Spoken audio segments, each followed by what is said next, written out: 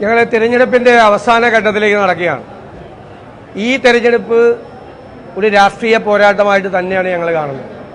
UDFും LDFും തമ്മിലുള്ള രാഷ്ട്രീയ മത്സരമാണ് ഇവിടെ നടക്കുന്നത്. അതുകൊണ്ട് തന്നെ ഞങ്ങൾ തുടക്കത്തിൽ പറഞ്ഞതുപോലെ ഗവൺമെൻറ്റിൻ്റെ കഴിഞ്ഞ 9 വർഷക്കാലത്തെ പ്രവർത്തികൾ, കേരളത്തിലെ ജനങ്ങളുടെ ജീവിതത്തിലുണ്ടാക്കിയ പ്രശ്നങ്ങൾ ഈ തെരഞ്ഞെടുപ്പിൽ ചർച്ച ചെയ്യണം എന്ന് ഞങ്ങൾ ആഗ്രഹിക്കുന്നു.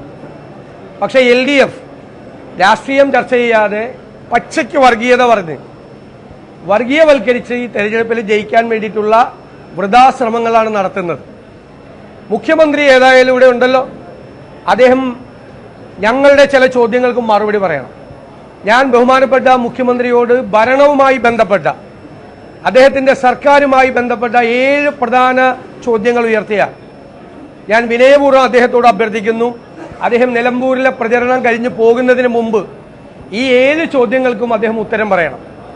നമുക്കറിയാം, നിലമ്പൂർ ഉൾപ്പെടെ മലയോര പ്രദേശം കേരളത്തിലുണ്ട്. മലയോര ജനത വലിയ ദുരിതങ്ങളെ നേരിടുകയാണ്. വ്യാപകമായ വന്യജീവി ആക്രമണമാണ്. ഈ കഴിഞ്ഞ കുറേ വർഷങ്ങൾക്കിടയിൽ 1000-ലധികം പേർ കൊല്ലപ്പെടുകയും 8000-ലധികം പേർക്ക് പരിക്കുപറ്റി ആശുപത്രിയിൽ കിടക്കുകയും ചെയ്യാണ്. ഇവരെ രക്ഷിക്കാനുള്ള ഒരു നടപടിയും ഗവൺമെന്റ് സ്വീകരിക്കുന്നില്ല. ഈ വർഷമായപ്പോഴേക്കും വന്യജീവി ആക്രമണം രൂക്ഷമായി വർദ്ധിക്കുകയാണ്.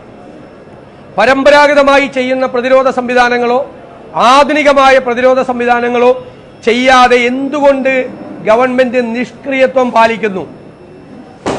കേന്ദ്ര സർക്കാരിന്റെ ഉത്തരവുണ്ടായിട്ട് പോലും വന്യജീവി ചീഫ് വൈൽഡ് വാർഡനെ മനുഷ്യജീവന് അപകടകാരികളാകുന്ന മൃഗങ്ങളെ കൊല്ലാനുള്ള അധികാരം സംസ്ഥാനത്തിനുണ്ടായിട്ടും എന്തുകൊണ്ട് അത് ഉപയോഗിക്കാതെ, എന്തുകൊണ്ടാണ് നിഷ്ക്രിയത്വം ഈ ഗവൺമെന്റ് വന്യജീവി ആക്രമണ കാര്യത്തിൽ മുഖമുദ്രയായി എടുക്കുന്നത്? രണ്ടാമത്തെ കാര്യം, ഒരു ധനപ്രതിസന്ധിയില്ല എന്ന് പറയുന്ന മുഖ്യമന്ത്രിയോടാണ് രണ്ടാമത്തെ ചോദ്യം. മെഡിക്കൽ സർവീസസ് കോർപ്പറേഷന് കോടികൾ കൊടുക്കാനുള്ളത് കൊണ്ട് ആശുപത്രികളിൽ മരുന്നില്ല. സിവിൽ സപ്ലൈസ് കോർപ്പറേഷന് കോടികൾ കൊടുക്കാനുള്ളത് കൊണ്ട് മാവേലി സ്റ്റോറിൽ സബ്സിഡി കൊടുക്കുന്ന സാധനങ്ങളില്ല. ആശുപത്രികളിൽ കാരുണ്യ പദ്ധതി നിലച്ചു. നമുക്ക് എല്ലാവർക്കും അറിയാം, ക്ഷേമനിധി ബോർഡുകൾ വലിയ പ്രതിസന്ധിയിൽ 2500 കോടിയാണ് ക്ഷേമനിധികളിൽ നിന്ന് പാവപ്പെട്ടവൻ അംശാദായ അടയ്ക്കുന്ന തുക സർക്കാർ കൊണ്ടുപോയത്. ജീവനക്കാർക്കും പെൻഷൻകാർക്കും കോടികളാണ് ഈ സർക്കാർ കൊടുക്കാനുള്ളത്. വലിയ ബാധ്യത, ഒരു സർക്കാരും വരുത്തിവെക്കാത്ത സാമ്പത്തിക ബാധ്യത വരുത്തിയ ഈ സർക്കാർ ഇലക്ട്രിസിറ്റി ബോർഡിനെയും KSRTCയെയും സപ്ലൈകോയെയും മെഡിക്കൽ സർവീസസ് കോർപ്പറേഷനെയൊക്കെ തകർത്തു. 3 പ്രാവശ്യം വൈദ്യുതി ചാർജ് കൂട്ടി, 4ാമത്തെ പ്രാവശ്യം വൈദ്യുതി ചാർജ് കൂട്ടാൻ ശ്രമം നടത്തുന്നു. ഇങ്ങനെ ജനങ്ങളെ ബുദ്ധിമുട്ടിക്കുന്നു.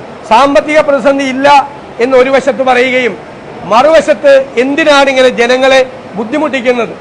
മൂന്നാമത്തെ ചോദ്യം, പട്ടികജാതി പട്ടികവർഗ വിഭാഗങ്ങൾക്ക് കഴിഞ്ഞ 3 വർഷമായി അവരുടെ തുക വർദ്ധിപ്പിച്ചിട്ടില്ല. പ്ലാനിൽ ഒറ്റ സംസ്ഥാനമാണ് ഇന്ത്യയിലുള്ളത്. 3 വർഷമായി പട്ടികജാതി പട്ടികവർഗക്കാർക്കുള്ള അലോക്കേഷൻ വർദ്ധിപ്പിക്കാത്ത ഏക സംസ്ഥാനം.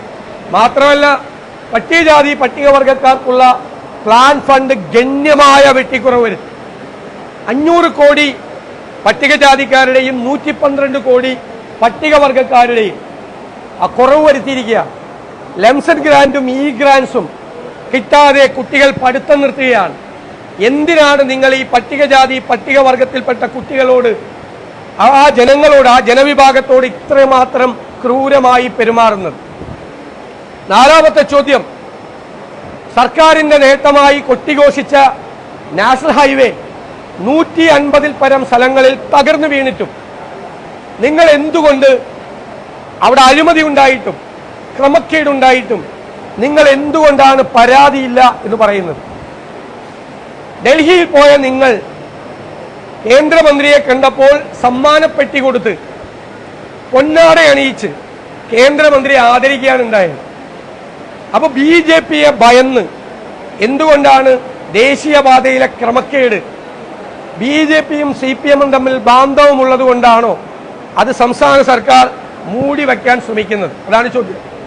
5ാമത്തെ ചോദ്യം, ആശാ വർക്കർമാരോട് ക്രൂരമായി പെരുമാറുന്നു. മുതലാളിത്ത മനോഭാവമാണ്. അവർക്ക് പൈസ കൂട്ടിക്കൊടുക്കില്ല എന്ന് മാത്രമല്ല, മന്ത്രിമാരടക്കമുള്ള CPM നേതാക്കന്മാർ എന്തിനാണ് അവരെ അപമാനിക്കുന്നത്? നിങ്ങൾ എന്നാണ് മുതലാളിമാരായത് ഈ പാവപ്പെട്ട തൊഴിലാളികളോട്? നിങ്ങൾ PSC ചെയർമാന്റെ ശമ്പളം 4 ലക്ഷത്തിലധികമായി വർദ്ധിപ്പിച്ചു. പൊളിറ്റിക്കൽ അപ്പോയിന്റ്മെന്റാണ്. 3,80,000 രൂപ നിങ്ങൾ PSC മെമ്പറിന്റെ ശമ്പളം വർദ്ധിപ്പിച്ചു. അവരുടെ പെൻഷൻ കേട്ടാൽ ഞെട്ടിപ്പോകുന്ന തരത്തിൽ വർദ്ധിപ്പിച്ചു. നിങ്ങളുടെ പൊളിറ്റിക്കൽ അപ്പോയിന്റ്മെന്റ്സിലുള്ള PSC ചെയർമാന്റെയും മെമ്പർമാരുടെയും ശമ്പളവും പെൻഷനും നിങ്ങൾ ലക്ഷക്കണക്കിന് രൂപ വർദ്ധിപ്പിച്ചു. മുഖ്യമന്ത്രിയുടെ സോഷ്യൽ മീഡിയ ടീം 12 പേരാണ്. ഒരു മാസത്തെ ചെലവ് 80 ലക്ഷം രൂപയാണ്. ഞാൻ ഇടുന്ന ഒരു പോസ്റ്റിനേക്കാൾ കൂടുതൽ ഒരു പോസ്റ്റും മുഖ്യമന്ത്രി ഇടുന്നില്ല. മുഖ്യമന്ത്രിയുടെ ഫേസ്ബുക്ക് പോസ്റ്റിലും ഇൻസ്റ്റഗ്രാമിലും പ്രതിപക്ഷ നേതാവ് ഇടുന്ന അത്ര തന്നെയുള്ളൂ. എനിക്കൊരു ചെലവില്ലല്ലോ, എനിക്കൊരു ചെലവില്ല പോസ്റ്റ് ഇടാൻ. എന്തിനാണ് മുഖ്യമന്ത്രിയുടെ സോഷ്യൽ മീഡിയയ്ക്ക് ഒരു മാസം 80 ലക്ഷം രൂപ ചെലവാക്കുന്നത്? എന്തിനാണ് അവരുടെ ശമ്പളം വീണ്ടും കൂട്ടിക്കൊടുത്തത്? അപ്പോൾ കൂട്ടിക്കൊടുത്തു, വീണ്ടും കൂട്ടിക്കൊടുത്തു. അപ്പോൾ PSCക്കാർക്ക് കൊടുക്കാം, മുഖ്യമന്ത്രിയുടെ സോഷ്യൽ മീഡിയ ടീമിന് ഒരു പോസ്റ്റോ 2 പോസ്റ്റോ ഒരു ദിവസം ഇടുന്നവർക്ക് 80 ലക്ഷം ശമ്പളം കൂട്ടിക്കൊടുക്കാം. ആശാ വർക്കർമാർക്ക് കൊടുക്കില്ല എന്ന വാശി നിങ്ങളെ എന്തിനാണ് നിങ്ങളെ എടുത്തുകൊണ്ട് പോകുന്നത്? 6ാമത്തെ ചോദ്യം, നിങ്ങൾ റബ്ബറിന് 250 രൂപ തറവില കൊടുക്കാം എന്ന് നിങ്ങൾ പ്രഖ്യാപിച്ചു. എന്തുകൊണ്ട് നിങ്ങളത് കൊടുക്കുന്നില്ല? നെല്ല് സംഭരണം പാളിയത് എന്തുകൊണ്ട് ശരിയാക്കുന്നില്ല? നാളികേര സംഭരണം എന്തുകൊണ്ട് നടക്കുന്നില്ല? കർഷകർ സങ്കടത്തിലായിരിക്കുമ്പോൾ എന്തുകൊണ്ടാണ് കർഷകരെ രക്ഷിക്കാനുള്ള ഒരു നടപടിയും ഗവൺമെന്റ് സ്വീകരിക്കാത്തത്? 7ാമത്തെ ചോദ്യം, കേരളം ലഹരി മരുന്ന് ഹബ്ബാക്കിയതിന്റെ ഉത്തരവാദിത്തം, രാഷ്ട്രീയ രക്ഷാകർതൃത്വം, പൊളിറ്റിക്കൽ പേട്രണേജ് ലഹരി മാഫിയയ്ക്ക് കൊടുത്ത നിങ്ങളുടെ പാർട്ടിക്ക്, ഈ ഗവൺമെന്റിന് നേതൃത്വം കൊടുക്കുന്ന പാർട്ടിക്കും സർക്കാരിനുമല്ലേ? കേരളത്തെ ലഹരി മരുന്നിന്റെ ആസ്ഥാനമാക്കി മാറ്റിയതിന്റെ ഉത്തരവാദിത്തം ഈ സംസ്ഥാന ഗവൺമെന്റിനില്ലേ? ഈ 7 ചോദ്യങ്ങൾ ജനജീവിതവുമായി ബന്ധപ്പെട്ട ചോദ്യങ്ങളാണ്. ഈ ചോദ്യങ്ങൾക്ക് ബഹുമാന്യനായ മുഖ്യമന്ത്രി മറുപടി പറയണം എന്ന് ഞാൻ വിനയപൂർവ്വം അഭ്യർത്ഥിക്കുന്നു.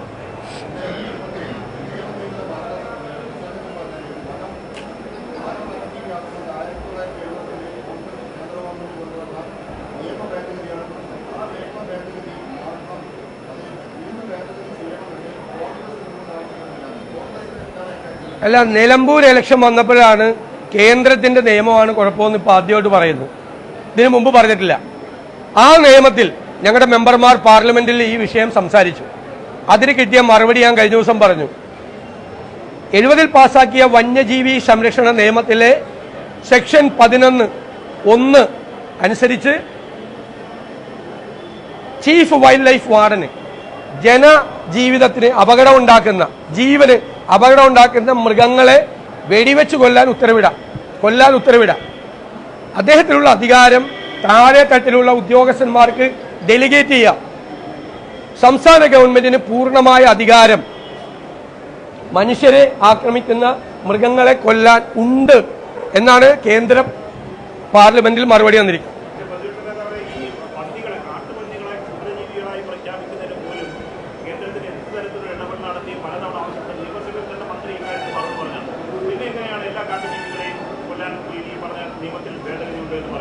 വഴിക്കടവ് പഞ്ചായത്തിൽ 134 പന്നികളെ പഞ്ചായത്തിന്റെ നേതൃത്വത്തിൽ കൊന്നില്ലേ? കേസൊന്നും ഉണ്ടായില്ല. ചെയ്യാലോ, സർക്കാർ ചെയ്യാം. അതാണ് ഞാൻ പറഞ്ഞത്. സർക്കാരിന് ഡെലിഗേഷൻ കൊടുക്കുക, അധികാരം കൊടുക്കുക. മനുഷ്യജീവന് അപകടം വരുത്തുന്ന ഏത് വന്യജീവിയെയും കൊല്ലാനുള്ള അധികാരം സംസ്ഥാനത്തിനുണ്ട്. ഞാൻ ക്ലിയർ ചെയ്തു. കൊല്ല നോക്കിയാൽ മതി, വായിച്ചു നോക്കിയാൽ മതി. കേന്ദ്ര സർക്കാർ അഡീഷണൽ ചീഫ് സെക്രട്ടറിക്ക് കേന്ദ്രമന്ത്രി അയച്ച കത്താണ് ഞാൻ കഴിഞ്ഞ ദിവസം ഹാജരാക്കിയത്.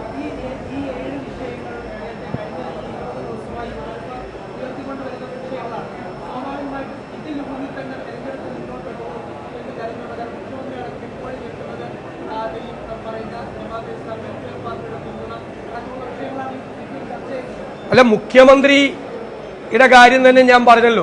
മുഖ്യമന്ത്രി ആ ജമാഅത്ത് ഇസ്ലാമിയെ സ്വാഗതം ചെയ്തുകൊണ്ട് നടത്തിയ പത്രസമ്മേളനത്തിന്റെ വീഡിയോ ഞാൻ ഹാജരാക്കിയല്ലോ. മുഖ്യമന്ത്രിയുടെ ആദ്യമായിട്ട് കേരളത്തിൽ അവരെ സ്വാഗതം ചെയ്തു. അവർ നല്ല ആളുകളാണ്, അവരെ കാണാൻ തലയിൽ മുണ്ടിട്ട് പോകണ്ട എന്ന് പറഞ്ഞാൽ അവരെ കാണാൻ പോയ ആള് ഈ പിണറായി വിജയനാണ്. എന്നിട്ട് പഴയതെല്ലാം മറന്നുപോയിട്ട്, ഞാൻ നേരത്തെ പറഞ്ഞല്ലോ, നിറം മാറുന്നത് പോലെ ഇപ്പൊ വന്ന് ഇവിടെ വന്ന് നിലമ്പൂരിൽ വന്ന് പ്രസംഗിക്കുക. ഞങ്ങൾ അതിന്റെ വീഡിയോ ഹാജരാക്കിയിട്ടുണ്ട്. ഞാൻ ഹാജരാക്കിയ വീഡിയോ, മുഖ്യമന്ത്രി അവരെ സ്വാഗതം ചെയ്തുകൊണ്ട് ഞാൻ ഹാജരാക്കിയ വീഡിയോ തെറ്റാണെങ്കിൽ എനിക്കെതിരെ കേസെടുക്കട്ടെ.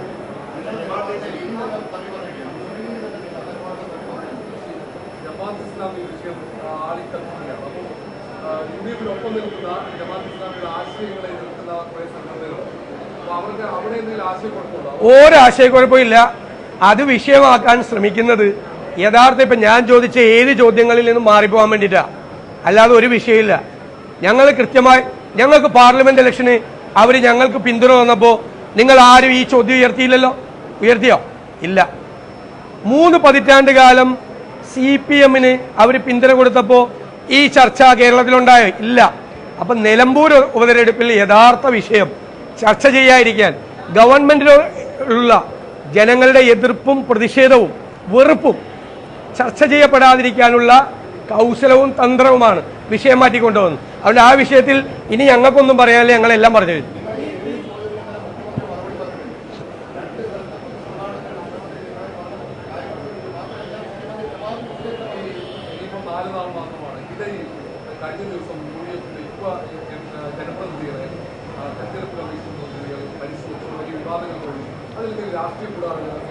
ഞാൻ പറയുന്നത് എൻ്റെ അടക്കം ഒരാളുടെയും വണ്ടി പരിശോധിക്കുന്നതിൽ ഒരു തെറ്റുമില്ല. പക്ഷെ ഇവിടെ എന്താ ഉണ്ടായത്? ഇവിടെ UDF നേതാക്കന്മാരുടെ വണ്ടി മാത്രം തെരഞ്ഞെടുത്ത് പരിശോധിക്കുകയും മറ്റത് പരിശോധിക്കാതിരിക്കാൻ ചെയ്തപ്പോൾ ആ വിവേചനം പാടില്ല എന്നാണ് ഞങ്ങൾ പറഞ്ഞത്. എൻ്റെ പരിശോധിച്ചു, എനിക്കൊരു കുഴപ്പമില്ല. എൻ്റെ വണ്ടി പരിശോധിച്ചു. ഞാൻ പരിശോധനയ്ക്ക്, നിയമപരമായ പരിശോധനയ്ക്ക് വിധേയനാണ്, അവരും വിധേയരാണ്. പക്ഷേ തെരഞ്ഞുപിടിച്ച് UDF നേതാക്കന്മാരുടെ മാത്രം, കാരണം പാലക്കാട് പെട്ടി വിവാദം ഉണ്ടാക്കിയത് മന്ത്രി SP-യെ വിളിച്ചു പറഞ്ഞിട്ടാണ് ഞങ്ങളുടെ 2 വനിതാ നേതാക്കന്മാരുടെ ഹോട്ടലിലെ മുറിയിൽ അർദ്ധരാത്രി റെയ്ഡ് നടത്തിയത്. അതിന്റെ പണി അവിടെ കിട്ടിയതാണ്. എന്നിട്ട് വീണ്ടും പണിയായിട്ട് ഇറങ്ങണ്ട, വീണ്ടും പെട്ടിയായിട്ട് ഇറങ്ങണ്ട.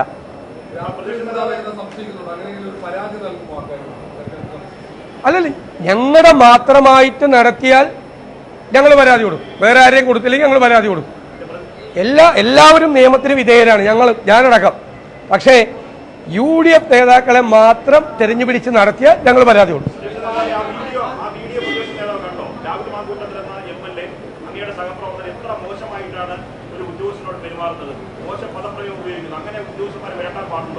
നിങ്ങൾ അവിടെ ചെയ്തത് എന്താണ്? അവര് ഷാഫി പറമ്പിലിനോട് ലൈറ്റ് വെച്ച് ആക്ഷൻ കാണിച്ചു ഇറങ്ങി പുറത്ത് നിൽക്കാൻ. അദ്ദേഹം പുറത്തിറങ്ങി നിന്നു. എന്നിട്ട് അദ്ദേഹത്തിനോട് പറഞ്ഞു ഡിക്കി പൊക്കാൻ പറഞ്ഞു. ക്രിമിനലുകളോട് പെരുമാറുന്നത് പോലെയാണ് MP-യോട് പെരുമാറിയത്. ഡിക്കി പൊക്കാൻ പറഞ്ഞു, തന്റെ വണ്ടിയുടെ ഡിക്കി പൊക്കാൻ പറഞ്ഞു.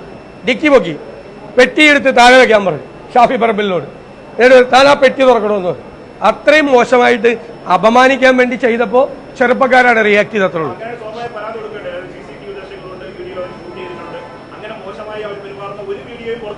അല്ലല്ല അല്ലല്ല അല്ലല്ല ഞാൻ ചോദിക്കട്ടെ, വീഡിയോ പോയത് പോലീസിന്റെ വീഡിയോ ആണ് പോയത്, പോലീസിന്റെ വീഡിയോ, അല്ലാത്ത വീഡിയോ അല്ല പോയത്. അപ്പൊ നിങ്ങൾക്ക് അവിടെ ഉണ്ടായ സംഭവത്തിന്റെ ഒരു ഭാഗം മാത്രമേ അറിയുള്ളൂ. ഇവർ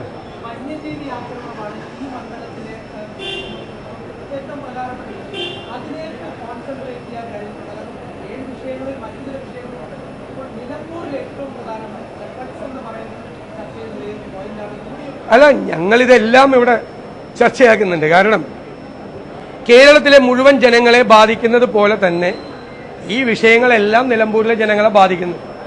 നിലമ്പൂരിലെ പ്രധാനപ്പെട്ട പഞ്ചായത്തുകളിലെല്ലാം ഫോറസ്റ്റ് ഉണ്ട്. ജനങ്ങൾ ഭീതിയോടുകൂടിയാണ് കഴിയുന്നത്. 2 ദിവസം മുമ്പ് ഇവിടെ പുലി ഇറങ്ങി, ഒരു സ്ഥലത്ത് പുലി ഇറങ്ങി അല്ലേ. പന്നിക്കണിയിലാണ് ഷോക്കേറ്റ് ഒരു കുഞ്ഞു മരിച്ചത്. അതെല്ലാം ഈ കുറഞ്ഞ ദിവസങ്ങൾക്കുള്ളിൽ സംഭവിച്ച കാര്യങ്ങളാണ്. ജനങ്ങൾ ഭീതിയിലാണ്. നമ്മൾ ആ പ്രദേശത്തെല്ലാം പോകുമ്പോൾ വലിയ പേടിയാണ്. കുഞ്ഞുങ്ങളെ സ്കൂളിൽ അയക്കാൻ പേടി, പാല് കൊടുക്കാൻ പേടി, പുല്ല് വെട്ടാൻ പോകാൻ വേണ്ടി പേടി, ഭയത്തിലാണ്. ഞങ്ങൾ പറഞ്ഞു UDF അധികാരത്തിൽ വരുമ്പോൾ മലയോരത്തെ ജനങ്ങളെ ഞങ്ങൾ ഒറ്റയ്ക്കാക്കില്ല, അവരുടെ പ്രശ്നത്തിന് ഞങ്ങൾ പരിഹാരം ഉണ്ടാക്കും. ഞങ്ങൾ വാക്ക് കൊടുത്തിട്ടുണ്ട്. ഇരകളായി മാറിയ ആളുകളുടെ കോമ്പൻസേഷൻ പോലും കൊടുത്തിട്ടില്ല. പരിക്ക് പറ്റിയിട്ട് ഒരാൾ ഇന്നലെ വന്നിരുന്നു ഞങ്ങളുടെ പരിപാടിക്ക്. അദ്ദേഹത്തിന്റെ മകൻ നഷ്ടപ്പെട്ടു, ഏക മകൻ നഷ്ടപ്പെട്ടു. ഭാര്യ ഗുരുതരമായി പരിക്കേറ്റ് ആശുപത്രി കിടക്കുകയാണ്. 4 ലക്ഷം രൂപ ചെലവായി, ആകെ കൊടുത്തത് 1 ലക്ഷം രൂപ. 1 ലക്ഷം രൂപ. ഒരു പാവപ്പെട്ട മനുഷ്യൻ കരയരുത്, കോമ്പൻസേഷൻ പോലും ഇവർ കൊടുക്കുന്നില്ല. എന്നിട്ട് ആ മന്ത്രിയാണ് ഇവിടെ വന്ന് വേണ്ടാത്ത വർത്തമാനം പറയുന്നത്.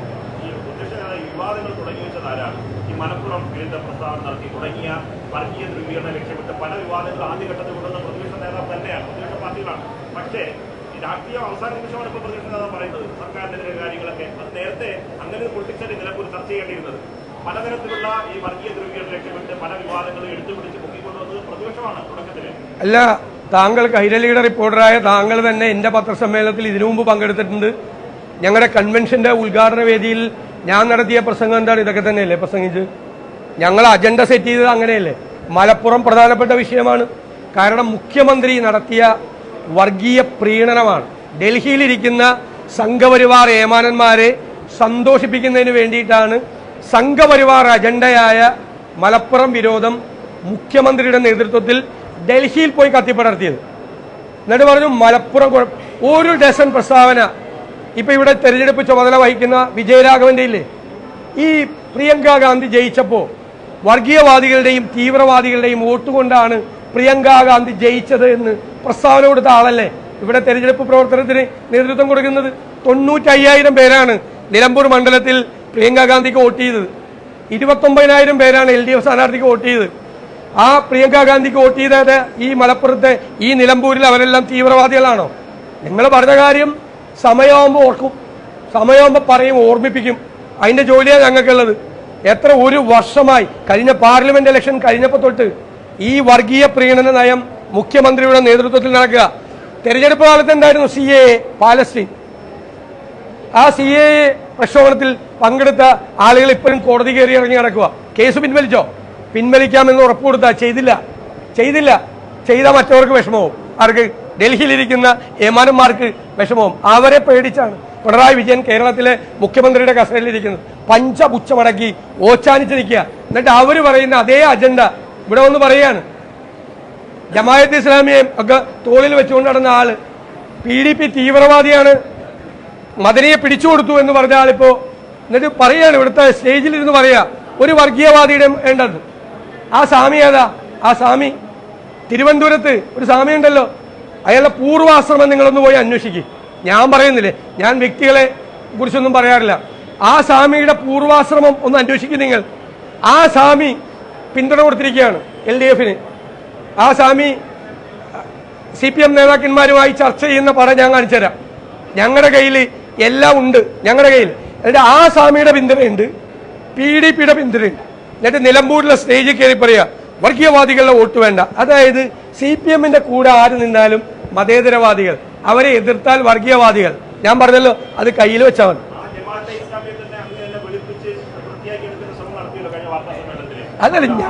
അതല്ല, ആ അധ്യായം ക്ലോസ് ചെയ്താണ്. ഞങ്ങൾ അവരെ പറ്റി പറഞ്ഞു കഴിഞ്ഞാൽ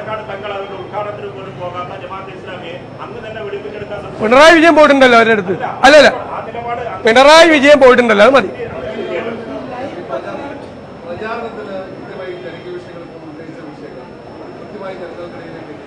ഞങ്ങൾ ഞങ്ങളുടെ പൊതുയോഗങ്ങളിലൂടെ, ഞങ്ങളുടെ കുടുംബസംഗമങ്ങളിലൂടെ, ഞങ്ങൾ വീട്ടിൽ പോകുന്ന സ്ക്വാഡ് പ്രവർത്തകരിലൂടെ ഞങ്ങൾ ഈ പറയുന്ന മുഴുവൻ വിഷയങ്ങളും ഞങ്ങൾ എല്ലാ വീടുകളിലും എത്തിച്ചിട്ടുണ്ട്. മെറ്റീരിയൽസായി അല്ലാതെ ഞങ്ങളുടെ പ്രചരണം ഈ സർക്കാർ ജനങ്ങൾക്കുണ്ടാക്കി വെച്ച ദ്രോഹമാണ്. അതിന് മറുപടി പറയാതെ പണത്തിനൊരു ബുദ്ധിമുട്ടില്ല എന്ന് പറയണം. ധനപ്രതിസന്ധി ഉണ്ടെന്ന് പറയുന്നത് കേരള വിരുദ്ധനാണ്, വികസന വിരുദ്ധനാണ്. നീ കാശൊക്കെ അങ്ങോട്ട് കൊടുക്ക്, കാശ് കയ്യിലുണ്ട്. ധനപ്രതിസന്ധി ഇല്ലെങ്കിൽ 1.5 ലക്ഷം കോടി രൂപ ഇന്ന് കൊടുക്കാനുണ്ട്. ഇന്ന് ഒരു പൈസ ഇല്ലല്ല കയ്യിൽ. നശിപ്പിച്ചില്ലേ കേരളത്തെ? ഖജനാവ് മുട്ടിപ്പിച്ചില്ലേ? ഖജനാവ് ഇല്ലാതാക്കിയില്ലേ കേരളത്തിന്റെ? ആ സ്ഥിതിയിലാക്കിയിട്ട് ഇവിടെ വന്നിട്ട് വേറെ വർത്താനം പറയാം, മാറ്റിക്കൊണ്ടുപോകാൻ, വിഷയം മാറ്റാൻ. ആ വിഷയം തന്നെ ഇവിടെ ചർച്ച. എന്ത് വിവാദം? പാലക്കാട് എന്തോരം വിവാദം ഉണ്ടാക്കി. ഞാനപ്പം നിങ്ങളോട് പറഞ്ഞല്ലോ റിസൾട്ട് വരുമ്പോൾ നോക്കിക്കോളാൻ. പാലക്കാട് ആദ്യത്തെ 10 ദിവസം കുറേ മാധ്യമങ്ങളും CPM-ഉം BJP-യും കൂടി എന്തായിരുന്നു ബഹളം. അന്നും ഞങ്ങളെയല്ലേ കോർണർ ചെയ്ത് എല്ലാവരും കൂടി. ആദ്യത്തെ 10 ദിവസത്തെ ഒന്ന് എടുത്തു നോക്കുക, അന്നത്തെ വിഷ്വൽസ് ഒക്കെ, അന്നത്തെ റിപ്പോർട്ടിംഗ് ഒക്കെ ഒന്ന് എടുത്തു നോക്കുക. ആദ്യത്തെ 10 ദിവസത്തെ പാലക്കാടത്ത് അത്ര ഇവിടെ ഉണ്ടായില്ല.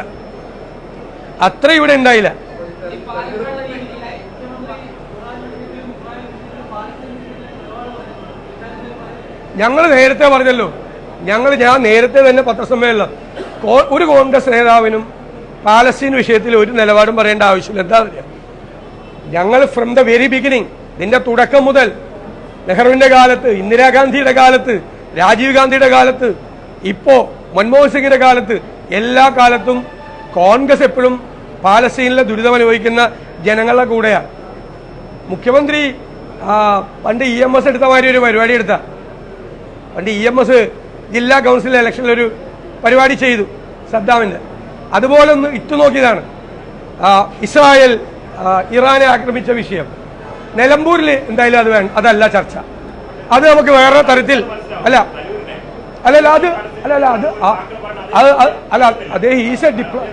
He was A diplomat.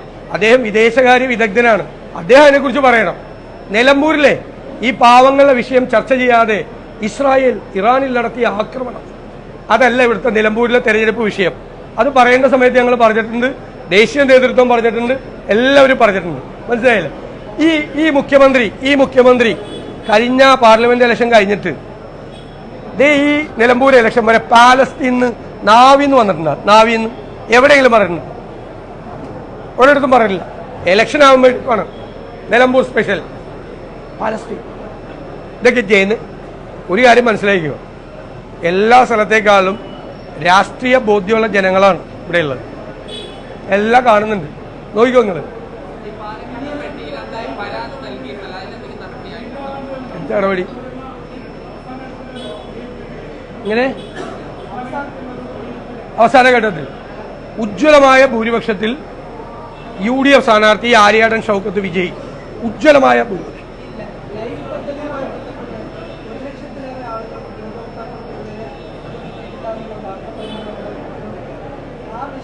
ഞാൻ ആ ചോദ്യത്തിൽ ലൈഫ് പദ്ധതി കൂടി ഉണ്ട്, ഞാൻ വിട്ടുപോയതാണ്. മുഖ്യമന്ത്രി ഇന്നലെ പറഞ്ഞു 4 ലക്ഷത്തിൽ ചില്ലാനോ ആളുകൾക്ക് 4 ലക്ഷത്തിൽ ചില്ലാനോ ആളുകൾക്ക് വീട് കൊടുത്തിട്ടുണ്ടെന്ന് പറഞ്ഞു. 9 കൊല്ലം കൊണ്ട്. ഉമ്മൻചാണ്ടി സർക്കാരിന്റെ കാലത്ത് ആദ്യത്തെ 5 കൊല്ലം കൊണ്ട് കൊടുത്ത വീടിന്റെ എണ്ണം 4,55,000. എഴുതി വെച്ചോ നിങ്ങൾ, 4,55,000. ഉമ്മൻചാണ്ടി സർക്കാരിന്റെ കാലത്ത് 5 കൊല്ലം കൊണ്ട് ഉണ്ടാക്കി കൊടുത്ത വീടിന്റെ എണ്ണം. പിണറായി വിജയൻ 9 കൊല്ലം കൊണ്ട് ഉണ്ടാക്കി കൊടുത്ത വീടിന്റെ എണ്ണം 4 ലക്ഷത്തിൽ പ്ലസ്. അപ്പോഴും 4,55 ആയിട്ടില്ല. പട്ടികജാതിക്കാരുടെ വീടുകളുടെ എണ്ണം കുറഞ്ഞു ലൈഫ് വന്നതിന് ശേഷം. മത്സ്യത്തൊഴിലാളികളുടെ വീടിന്റെ എണ്ണം കുറഞ്ഞു. പട്ടിക വർഗ്ഗക്കാരുടെ വീടിന്റെ എണ്ണം കുറഞ്ഞു. എണ്ണം കൊടുക്കാൻ പറ്റുന്നില്ല ഇതിൽ പെടുത്തിയതുകൊണ്ട്. പിന്നെ ഈ 4 ലക്ഷം രൂപ എന്ന് പറയുന്നത് ഇന്നത്തെ കാലത്ത് ഏറ്റവും ചെറിയ വീട് പണിതാലും അതിനാവശ്യമായ ഒരു 60% പോലും ആവില്ല. തുടങ്ങിയപ്പോൾ ഉള്ള 4 ലക്ഷം ഇപ്പോഴും കൊടുക്കുന്നു. ഒരു മാറ്റവും അതിൻ്റെ അകത്ത് വരുത്തിയിട്ടില്ല.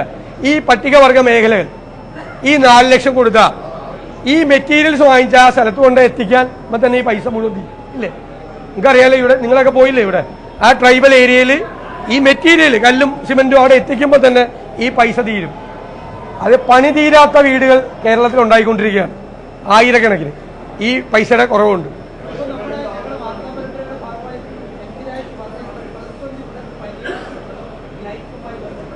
പ്രതിസന്ധിയാണ്, തുടക്കം മുതലേ പ്രതിസന്ധിയാണ്.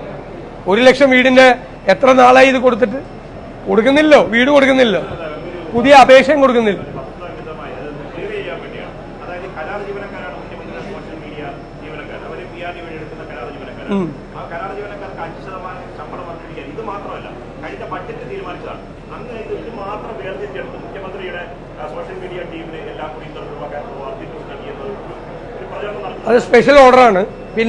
മുഖ്യമന്ത്രിക്ക് എന്റെ ചോദ്യം അതായിരുന്നില്ല. എന്റെ ചോദ്യം മുഖ്യമന്ത്രിക്ക് സോഷ്യൽ മീഡിയ ടീമിന് എന്തിനാണ് 12 പേര്? മുഖ്യമന്ത്രിയുടെ സോഷ്യൽ മീഡിയ എല്ലാ ദിവസവും കാണുന്ന ആളായാൽ ഞാൻ കാണും, ഞാൻ പ്രതിപക്ഷ ഞാൻ കാണും, എല്ലാ ദിവസവും അദ്ദേഹത്തിന്റെ പോസ്റ്റ് ഞാൻ വായിക്കാം, FB-യിലും വായിക്കും, എല്ലാ സോഷ്യൽ മീഡിയ ഹാൻഡിലും വായിക്കും. ഞാൻ ഇടുന്നത്രയും പോസ്റ്റേ അദ്ദേഹം ഇടുന്നുള്ളൂ. ഞാൻ ഇടുന്നതിനേക്കാൾ കൂടുതൽ ഒരു ദിവസം പോലും അദ്ദേഹം ഇന്നേവരെ പോസ്റ്റ് ഇട്ടിട്ടില്ല. അദ്ദേഹം ഇടുന്ന എല്ലാ സോഷ്യൽ മീഡിയ ഹാൻഡിലും, X-ലും, ഇൻസ്റ്റഗ്രാമിലും, ഫേസ്ബുക്കിലും ഒക്കെ ഞാനും ഇടാറുണ്ട്. അത്രയേ ഉള്ളൂ. എനിക്ക് ഒരു പൈസ ചെലവില്ല, 1 രൂപ ചെലവില്ല എനിക്ക്. അദ്ദേഹത്തിന് എങ്ങനെ ഒരു മാസം 80 ലക്ഷം രൂപ ചെലവ് തന്നെ? അപ്പൊ അവര് മുഖ്യമന്ത്രിയുടെ സോഷ്യൽ മീഡിയ ആണോ ഹാൻഡിൽ ചെയ്യണത്? അവിടെ ഇരുന്ന് അവരെ കൊണ്ട് വേറെ എന്തു പണിയാ ചെയ്യിപ്പിക്കുന്നത്? നാട്ടുകാരുടെ പൈസ അല്ലേ? ചോദിക്കും, ഉത്തരം പറയണം. നാട്ടുകാരുടെ പൈസ ആശാ വർക്കർമാർക്ക് കൊടുക്കൂല. സോഷ്യൽ മീഡിയയിൽ പോസ്റ്റ് ഇടുന്നവന് മാസം 80 ലക്ഷം. എനിക്ക് ചെലവില്ലെന്ന്, എനിക്ക് ഒരു പൈസ ചെലവില്ല. അതിന്റെ സുഹൃത്തുക്കളും ഞാനും ഒക്കെ കൂടിയാണ് അങ്ങോട്ട്. ഒറ്റ പൈസ ചെലവില്ല എനിക്ക് സോഷ്യൽ മീഡിയ ഹാൻഡിൽ ചെയ്യാൻ. എന്നേക്കാൾ കൂടുതൽ ഒരു പോസ്റ്റ് ഈ മുഖ്യമന്ത്രി ഇട്ടിട്ടുണ്ടോ? ഉണ്ടേ പറ. എന്തിനാ ഈ പൈസ? 80 ലക്ഷമാണ് ഒരു മാസം.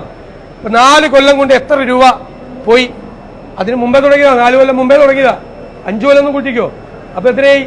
15, 60 മാസം. എത്ര കോടി രൂപയായി? എത്ര കോടി രൂപയായി? ഈ ഖജനാവിൽ നിന്നല്ലേ ഈ പൈസ എടുത്തു കൊടുക്കണേ? അത് ചോദിക്കണ്ടേ ഞങ്ങൾ? എന്നിട്ട് ആശാ വർക്കർമാരെ കാണുമ്പോൾ അവരെ നോക്കി കൊഞ്ഞനം കുത്തുക, അവരെ കളിയാക്കുക, മുതലാളിയാവുക.